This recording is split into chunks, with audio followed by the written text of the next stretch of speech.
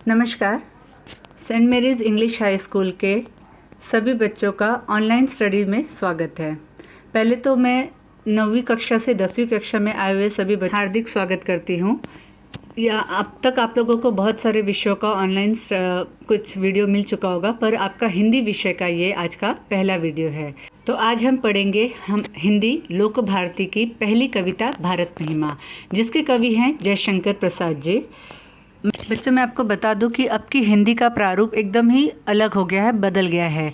जैसा कि आपने 9वीं कक्षा में पढ़ा होगा और आपने देखा होगा कि आपको गद्यांश या पद्यांश का कुछ अंश दिया जाता है और उसी से संबंधित आपको प्रश्न पूछे जाते हैं। जैसे आकृतियाँ पूर्ण करो, संजाल पूर्ण करो, या उससे संबंधित थोड़े व्याकरणिक से संबंधित कुछ प्रश्न, और उसके बाद आपको कुछ विषय पर स्वमत लिखना होता है, या वो उस गद्यांश या पद्यांश से संबंधित होता है या उससे किसी चीज़ से संबंधित होता है। और थोड़े ही प्रश्न पूछे जाते हैं जिसमें कवि या लेखक या किसी कहानीकार के नाम या उनकी कोई विधा या उनके किसी लेख के बारे में पूछा जाता है। तो बहुत ज़रूरी है हमारे लिए कि हमको किसी भी लेखक या कहानीकार या कवि का नाम याद करना बहुत ज़रूरी है, और उनके बारे में थोड़ी सी विषय में थोड़ी सी जानकारी रखना बहुत ज़रूरी है। तो आज हम जयशंकर प्रसाद जी के जीवन से परिचित होते हैं। जयशंकर प्रसाद जी जिनका जन्म सन 1890 में काशी के सराय गोवर्धन में सुंगनी शाहू नाम के विख्यात वैश्य परिवार में हुआ था। वैश्य अर्थात गरीब, छोटी जाति के परिवार में 15 वर्ष की आयु से ही गृहस्थी का सारा भार इनके कंधों पर था। 20 वर्ष की आयु में इनका विवाह हुआ। प्रसाद जी एक अच्छे साहित्यकार, कवि, नाटककार, कथाकार, उपन्यासकार और निबंधकार थे। प्रसाद जी ने गद्य और पद्य दोनों ही क्षेत्र में साहित्य को समृद्ध किया। आपकी रचनाओं में सर्वत्र भारत के गौरवशाली अतीत के ऐतिहासिक विरासत के दर्शन होते हैं। इन्होंने अनेक कृतियों की रचना की, जैसे झरना, आंसू, लहर, कमायनी, स्कंदगुप्त, चंद्रगुप्त, ध्रुव स्वामिनी, प्रतिद्वंदी, आकाशदीप, इंद्रजाल, कंकाल, तितली, इरावती आदि उपन्यासों की रचना इन्होंने की। जयशंकर प्रसाद जी छायावादी युग के 4 स्तंभों में से एक हैं। कमायनी महाकाव्य आधुनिक युग की सर्वश्रेष्ठ कृतियों में से एक है, जिससे इनकी बहुमुखी प्रतिभा के दर्शन होते हैं। तो ये है बच्चों जयशंकर प्रसाद जी के बारे में थोड़ा सा उनका जीवन परिचय। अब हम आते हैं अपनी तत्कालिक स्थिति की ओर। बच्चों, आप देख रहे होंगे कि इस समय कौन सी परिस्थिति चल रही है। आए दिन भारत और चाइना के बीच में विवाद उत्पन्न हो रहा है, जिसमें हमारे देश के बहुत सारे सैनिक मारे गए हैं। ये हमारी वर्तमान स्थिति है। ऐसा नहीं कि ये आज हुआ है, पहले भी हमारे देश के बहुत ही जगह पर ऐसे युद्ध के माहौल और हुए थे। किंतु बच्चों, मैं आपको ये भी बता दूं कि भारत एक ऐसा देश है जहाँ पर आज तक उसे पूरे विश्व में भारत को शांति दूत के रूप में जाना जाता है। ये भारत का ही गौरव है कि आज तक हमने कभी भी किसी देश पर या किसी भी उस पर कहीं पर आक्रमण नहीं किया गया है। यही कारण है कि भारत सब जगहों में सर्वश्रेष्ठ है। भारत देश का नाम राजा भरत के नाम पर रखा गया था। प्राचीन काल में इसे सोने की चिड़िया के नाम से भी जाना जाता था। इसीलिए कहा जाता है कि भारत के जितनी ही बखान की जाए वो बहुत ही कम है। क्योंकि सोने की चिड़िया कहलाने वाला देश इसलिए था क्योंकि भारत में सोने की खान पाई जाती थी और अनेक रत्न यहाँ पर पाए गए, ना कि हीरे जवाहरात आभूषण से संबंधित। अनेक ऐसे लोग जिन्होंने देश की आज़ादी के लिए या मुगलों से देश को छुड़ाने के लिए अपने प्राणों की आहुति दी, जैसे महात्मा गांधी, भगत सिंह, चंद्रशेखर आज़ाद, सुभाष चंद्र बोस। उनके अतिरिक्त अनेक ऐसे वीर प्रताप, महाराणा प्रताप या शिवाजी महाराज। इनका अगर इतिहास उठाकर हम देखें तो इनके वजह से ही आज हमारे देश का गौरव सम्मानित है। इसके अतिरिक्त यदि हम पर्यटन स्थल की बात करें तो हमारे देश में इतने सुंदर सुंदर पर्यटन स्थल हैं जिससे हम अब तक अवगत भी नहीं होंगे। जैसे लोग विदेशों की यात्रा करने के लिए स्विट्ज़रलैंड और ऐसे मॉरिशस वगैरह ऐसी जगह पर जाते हैं।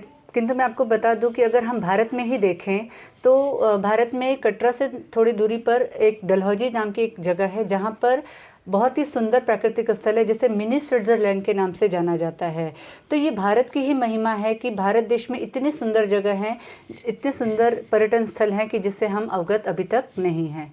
तो आइए आज हम भारत की कभी न समाप्त होने वाली भारत की महिमा, जिसमें जयशंकर प्रसाद जी ने अपने देश के गौरवशाली अतीत का सजीव वर्णन किया है। कवि का कहना है कि हमें अपने देश पे गर्व करते हुए उसके प्रति अपना सर्वस्व निछावर करने के लिए हमेशा तत्पर रहना चाहिए। तो अब हम बढ़ते अपनी कविता की पहली पंक्ति की ओर। हिमालय के आंगन में उसे किरणों का दे उपहार, उषा ने हंस अभिनंदन किया और पहनाया हीरक हार। यहाँ मैं आपको एक कठिन शब्दों के अर्थ बता देती हूँ। उपहार अर्थात भेंट, उषा सुबह प्रातः काल, और हीरक हार अर्थात हीरो का हार।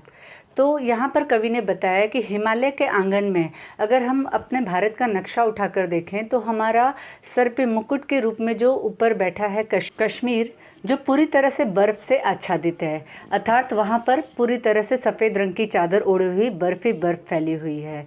तो हिमालय के आंगन में जब सूर्य की किरणें पड़ती हैं उस पर, तो ऐसा लगता है जैसे, और उषा अर्थात तो सुबह की जब धूप उसका स्वागत करती है, हंसकर अभिनंदन करती है, तो ऐसा प्रतीत होता है जैसे सूर्य की किरणों से हिमालय के सफ़ेद चादर पर एक हीरो का हार पहना हुआ वो दिखाई दे रहा है।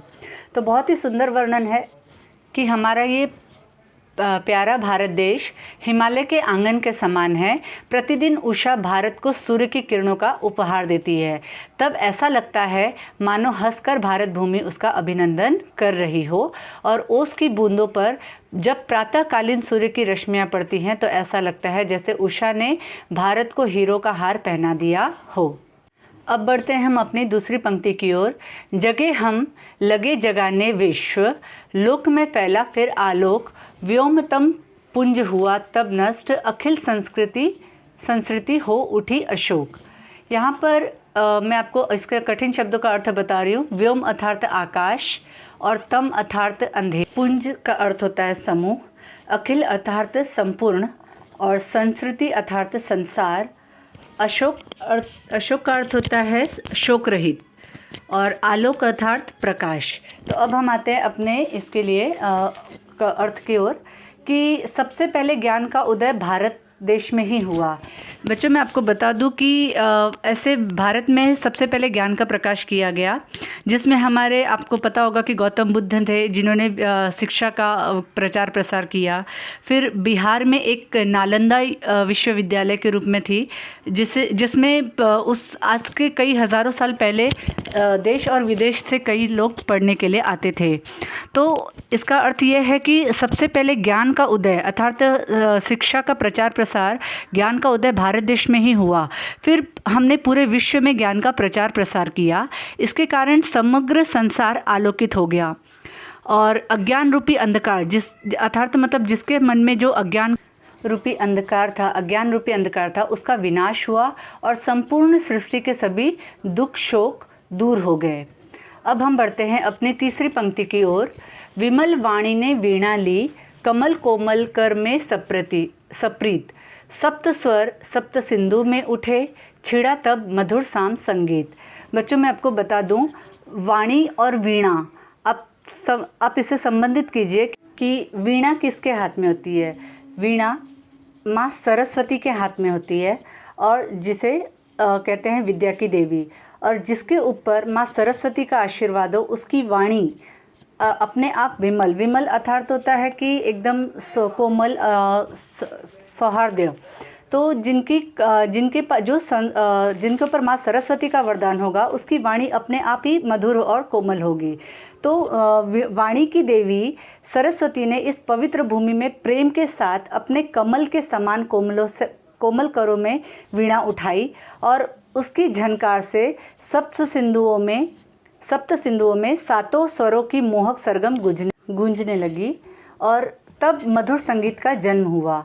इसी महान देश में फिर संगीत के वेद, उपनिषद, सामवेद आदि की रचना हुई।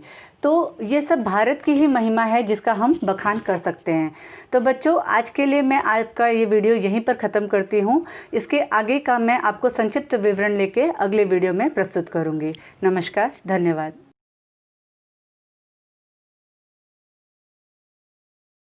सोने की चिड़िया के नाम से जाना जाता है।